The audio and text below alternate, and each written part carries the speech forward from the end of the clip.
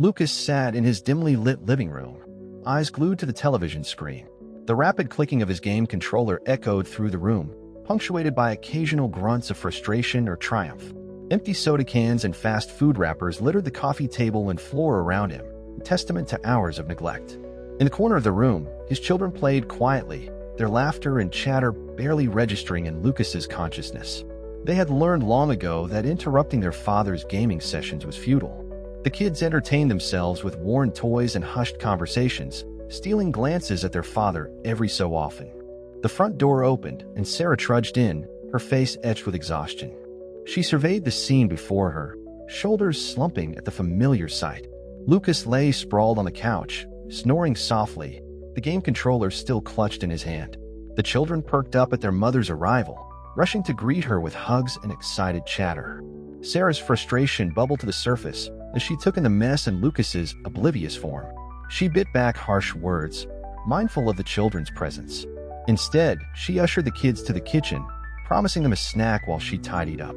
Later that week, Sarah sat with her friends at a local cafe, her hands wrapped around a steaming mug of coffee. The conversation turned to family life, and Sarah couldn't hold back anymore. She confided in her friends about the challenges of single-handedly supporting the family. "It's not just the financial burden," Sarah explained, her voice tight with emotion. "It's the emotional toll. Lucas is physically present, but he might as well be a ghost. The kids need a father, not just a roommate who ignores them." Her friends offered sympathetic nods and words of encouragement, but Sarah knew that ultimately, she was on her own in this struggle. As she sipped her coffee, she wondered how long she could continue carrying the weight of her family's needs alone.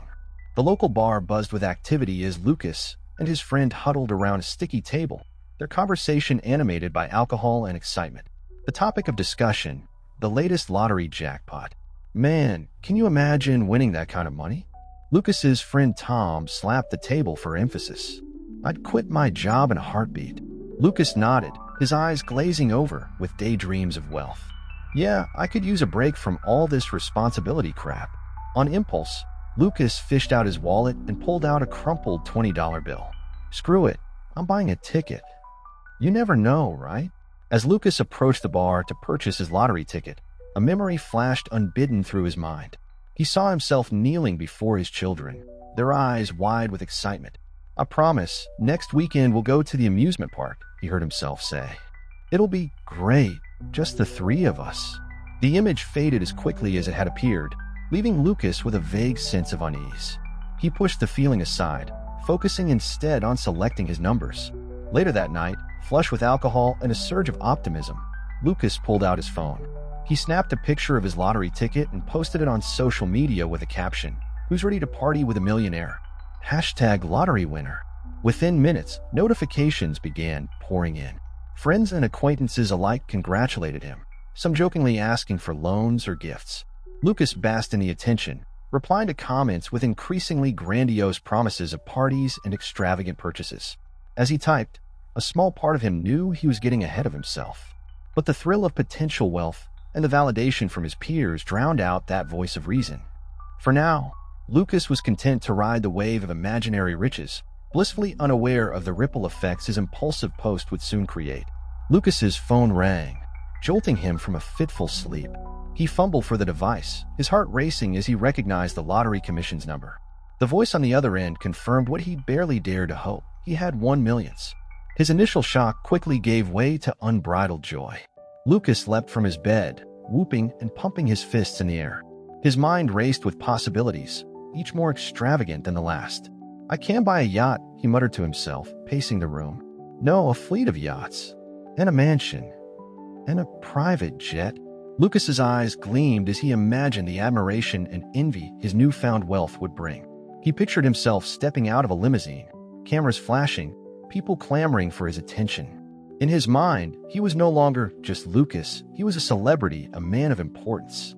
As Lucas lost himself in fantasies of grandeur, Sarah received the news in a very different manner. Her first thought was of the children, how this windfall could secure their future. She imagined setting up college funds, moving to a better neighborhood with good schools, maybe even starting a small business to provide long-term stability. But reality quickly tempered her optimism. Sarah remembered the mountain of unpaid child support, The broken promises, the years of financial struggle while Lucas shirked his responsibilities. Her jaw clenched as she realized that a significant portion of the winnings would likely go towards settling these debts. Sarah sighed heavily, her emotions a mix of hope and resignation. She wanted to believe that this money could change things for the better, that it might finally make Lucas step up as a father. But years of disappointment had taught her to be cautious with her expectations. As she prepared breakfast for the kids, Sarah steeled herself for the challenges ahead. Whatever happened with the lottery money, she knew she'd have to remain the rock her family depended on. Lucas strutted into the lottery office, basking in the attention of reporters and onlookers gathered outside. He flashed a confident grin, waving to the cameras as if he were a Hollywood star on the red carpet. The crowd's excitement fueled his ego, making him feel invincible. Inside, the atmosphere shifted. David, Sarah's new partner, greeted Lucas with a stern expression that didn't match the celebratory mood. Lucas's smile faltered as David ushered him into a private office. "Congratulations on your win, Lucas," David began, his tone businesslike. "However, there's something we need to discuss before proceeding." Lucas leaned back in his chair, still riding high on his perceived success. "Sure, whatever. When do I get my money?" David's next words hit Lucas like a bucket of ice water. "A significant portion of your winnings will be withheld to cover your outstanding debts, primarily your unpaid child support." The color drained from Lucas's face as the reality of his situation sank in. His mind reeled, unable to process the sudden turn of events. As David continued explaining the legal obligations and financial details, Lucas found himself lost in a flood of memories. He saw his children's disappointed faces when he missed another school play. He heard Sarah's voice, tired and frustrated, reminding him about overdue payments. He remembered the promises he'd made and broken, the birthdays he'd forgotten, the parent-teacher conferences he'd skipped. Each memory was a sharp reminder of his failures as a father. The weight of his neglect crashed down on him, making it hard to breathe. The fantasy of wealth and freedom he'd been entertaining crumbled, replaced by the harsh reality of his choices. Lucas slumped in his chair, the victory he'd imagined just moments ago now feeling hollow and meaningless. As David's words faded into background noise, Lucas grappled with the dawning realization that his actions had consequences that even a lottery win couldn't erase. David leaned forward, his gaze fixed on Lucas. "This decision isn't about punishing you, Lucas. It's about ensuring your children receive the support they've always needed." Lucas, still reeling from the shock, barely registered David's words. His mind raced, searching for a way out, a loophole to reclaim his imagined fortune. "Your kids have been without proper financial support for years," David continued. "This money can make a real difference in their lives, the kind of difference you could have been making all along." Lucas's initial disbelief gave way to anger. He stormed out of the office, pulling out his phone to call his friends. Within an hour, he found himself at their usual bar, surrounded by sympathetic faces. "That's messed up, man," Tom said, sliding a beer towards Lucas. "They can't just take your money like that." Another friend chimed in. "Yeah, you should fight it. Get a lawyer or something." Lucas nodded, emboldened by their support. "You're right. It's my money. I want it fair and square." As the night wore on and the drinks flowed, Lucas's friends continued to stoke his indignation. They painted David as the villain, a bureaucrat intent on ruining Lucas's good fortune. Their words fed into Lucas's desire to avoid responsibility, to see himself as the victim rather than the cause of his problems. But as Lucas ranted and railed against the unfairness of it all, a small voice in the back of his mind began to whisper. It reminded him of the times he'd chosen nights out over time with his kids, of the promises he'd made and broken, of the burden he'd placed on Sarah. The conflict between his friend's encouragement and his growing self-awareness created a storm of emotions within Lucas. He found himself torn between the easy path of denial and the difficult road of accepting his failures. As the bar's lights dimmed for last call, Lucas sat in silence, the weight of his choices pressing down on him. The realization was slowly dawning that money alone couldn't solve his problems or erase his past mistakes. Lucas stood outside Sarah's house, his hand hovering over the doorbell. He took a deep breath and pressed it, steeling himself for the confrontation ahead. Sarah opened the door, her expression guarded. David stood behind her, arms crossed. "I want to talk," Lucas said, his voice a mix of desperation and defiance. "About the kids, about the money. I deserve a second chance." Sarah's eyes narrowed. "A second chance? Lucas, you've had countless chances. What's different now? They moved to the living room, tension thick in the air. Lucas launched into a series of justifications and promises, his words tumbling out in a frantic stream. I know I messed up, but with this money, I can make it right. I'll pay for everything they need. I'll be there for them. You have to believe me. Sarah listened, her face a mask of skepticism. When Lucas finished, she spoke, her voice quiet but firm. It's not about the money, Lucas. It never was. Do you have any idea what it's been like? Working 2 jobs, never having a moment to breathe, always worrying about how to make ends meet. And all while you were off living your life as if you had no responsibilities. Her words hit Lucas like physical blows. He looked at the floor, unable to meet her gaze. The kids don't need your money, Lucas. They need a father. They need someone who shows up, who cares, who puts them first. Can you be that person? The question hung in the air. Lucas opened his mouth to respond, but no words came out. He realized that for the first time, he was truly seeing the consequences of his actions. David, who had been silent until now, spoke up. I know it's not easy, Lucas. Being a father, it's the hardest job there is. Lucas looked up, surprised by the lack of hostility in David's voice. David continued, I struggled with it too. In my first marriage, I made a lot of the same mistakes you did. It took losing everything to wake me up. This unexpected moment of vulnerability created a connection between the 2 men. Lucas found himself listening, really listening, as David shared his own journey to becoming a better father. As the conversation unfolded, Lucas began to understand that true change would require more than empty promises or financial gestures. It would demand a complete shift in his priorities and behavior. The question was he ready to make that change? As Lucas sat in Sarah's living room, a flood of memories washed over him. He saw his daughter Emma's 5th birthday party, the one he'd missed because he decided to go to a concert with his friends instead. Emma's disappointed face flashed in his mind, her small hands clutching the phone as Sarah held it up for her to hear his flimsy excuses. Another memory surfaced, his son Jack's first Little League game. Lucas had promised to be there, but he'd overslept after a night of partying.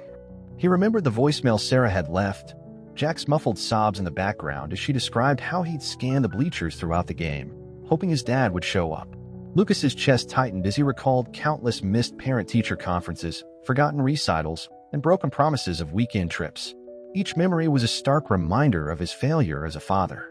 The weight of his absence in his children's lives crashed down on him.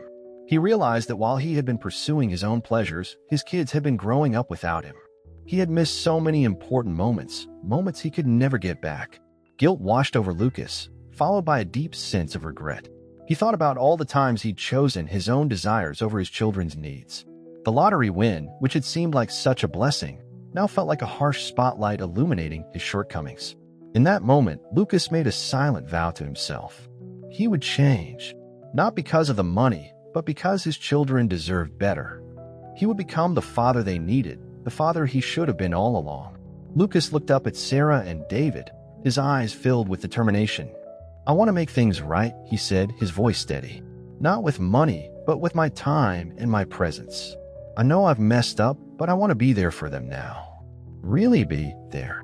Sarah studied him, searching for sincerity in his words. David nodded, a look of understanding passing between the 2 men. Lucas knew that words alone weren't enough. He had a long road ahead of him, full of challenges and the need to prove himself.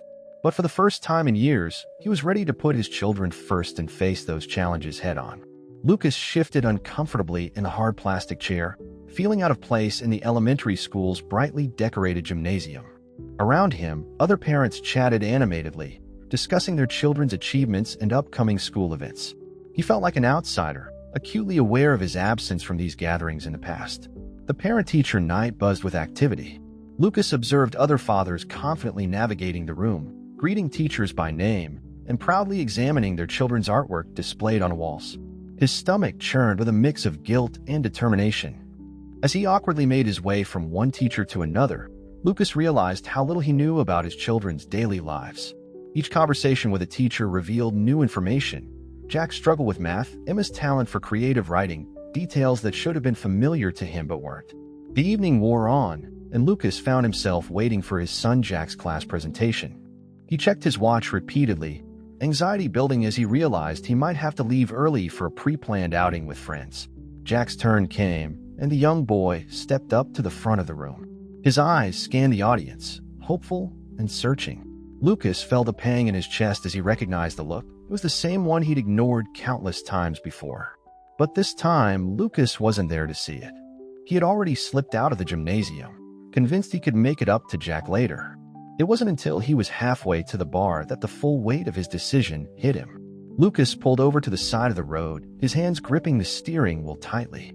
The image of Jack searching the crowd for a father who wasn't there played over and over in his mind.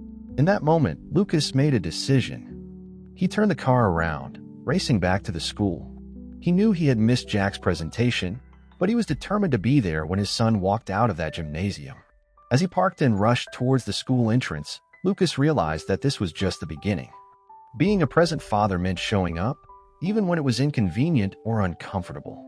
It meant prioritizing his children's needs over his own desires. With each step towards the school, Lucas recommitted himself to the challenging path of becoming the father his children deserved. In the weeks that followed, Lucas's presence became a constant in his children's lives. He set an alarm each morning, arriving at Sarah's house in time to help with breakfast and school preparations. The first few days were awkward, filled with uncertain silences and confused looks from Jack and Emma. But Lucas persevered, determined to prove his commitment. He began attending every school event, no matter how small. From Emma's choir practice to Jack's math club meetings, Lucas was there, sitting in the back, observing and learning about his children's worlds. He started helping with homework, stumbling through math problems and grammar rules, often learning alongside his kids. One evening, as Lucas sat at the kitchen table with Jack, poring over a particularly challenging science project, he noticed a change. Jack's initial reluctance had given way to enthusiasm, his eyes lighting up as he explained the experiment to his father. Lucas felt a warmth in his chest, realizing that this was what he had been missing all along. Emma, initially more guarded than her brother, slowly began to open up. Lucas discovered her passion for writing and started reading her stories, offering encouragement and gentle feedback. The pride in Emma's eyes when she showed him her first A+ on a creative writing assignment was a moment Lucas knew he would cherish forever. Sarah watched this transformation with a mix of cautious optimism and lingering skepticism. She noticed the positive changes in the children, their improved grades, their increased confidence, the way they talked about their dad with growing affection. But years of disappointment made her wary of getting her hopes up too high. One Saturday afternoon, as Lucas was leaving after spending the day helping the kids with their weekend chores, Sarah pulled him aside. "I have to admit, I didn't think you'd stick with this," she said, her voice soft but earnest. "But I can see the difference it's making for Jack and Emma. They need this. They need you." Lucas nodded, feeling a lump in his throat. "I know I have a lot to make up for," he replied. "But I'm not going anywhere this time. I promise." As he drove home that evening, Lucas reflected on how much his life had changed. The journey was far from over, but for the first time in years, he felt like he was on the right path. The real wealth, he realized, wasn't in his lottery winnings, but in the relationships he was rebuilding with his children. Lucas arrived at the lottery office for a routine check-in, his mind preoccupied with plans for Jack's upcoming science fair. As he waited in the lobby, he overheard a heated conversation from a nearby office. David's voice, usually calm and professional, was raised in anger. Curiosity piqued. Lucas moved closer to the partially open door. What he heard made his blood run cold. David was on the phone, discussing ways to manipulate Lucas's financial situation to keep him away from his children. "We can't let him get too comfortable," David hissed into the phone. "I've worked too hard to build this family. I won't let some deadbeat dad waltz back in just because he got lucky." Lucas stumbled back, his mind reeling. The pieces started falling into place. The excessive deductions for his winnings, the constant reminders of his past failures, the subtle undermining of his efforts to reconnect with his kids. It had all been part of David's plan. Anger surged through Lucas. He burst into the office, confronting David with what he'd overheard. David's face paled, then hardened. "You don't understand," David snarled. "I know what it's like to lose everything. I won't let it happen again." But Lucas stood his ground. "Those are my children," he said, his voice steady and determined. "I've made mistakes, but I'm their father. No one, not even you, has the right to keep me from them." The confrontation escalated, drawing attention from others in the office. As the truth came to light, David's carefully constructed facade began to crumble. His manipulations were exposed, revealing a man driven by his own past trauma and fear of abandonment. In the aftermath, Lucas faced a crucial decision. He could use this revelation to discredit David entirely, potentially driving a wedge between David and Sarah. Or he could take the high road, focusing on what was best for his children. Lucas chose the latter. He worked with the Lottery Commission to rectify the financial discrepancies caused by David's interference. He also reached out to Sarah, explaining the situation calmly and without malice. The following weeks were tumultuous. David lost his job at the Lottery Commission, his actions deemed unethical and potentially illegal. Sarah, hurt and betrayed, ended her relationship with him. Through it all, Lucas remained focused on his children. He petitioned for and was granted shared custody, a victory that felt more valuable than any lottery win. As he helped Jack and Emma adjust to the new family dynamics, Lucas realized that the real prize had been the chance to become the father he should have been all along. The story concludes with Lucas, Sarah, and the children finding a new balance. While the path forward wasn't always smooth, they were committed to putting the children's needs first. Lucas, having faced his own failures and overcome external obstacles, emerged as the responsible, loving father his children had always needed.